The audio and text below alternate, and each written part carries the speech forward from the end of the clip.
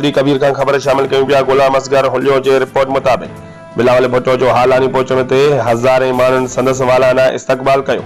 उन मौके ते बिलावल भुट्टो चयो त पीपीए जो लॉन्ग मार्च इमरान खान खिलाफ़ रेफरेंडम साबित थींदो। लॉन्ग मार्च में लखनि जे तइदाद में अवामी समंडो ॾिसी इमरान खान जूं वायूं बदाल थी वयूं आहिनि।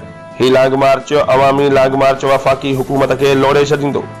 उन वधीक चयो त बिलावल भुट्टो जो ज़िले नौशहर फिरोज़ में पहुचण ते ऐं ख़ासि तौर हालानी पहुचण ते वालाना इस्तक़बाल कयो वियो। ज़िले नौशहर फिरोज़ समेत हालानीअ खे पार्टीअ जे झंडनि ऐं बैनरनि सां सींगारियो वियो ऐं हालानीअ मां हज़ारनि जे तइदाद में माण्हू बिलावल भुट्टो सां गॾु इस्लामाबाद रवाना।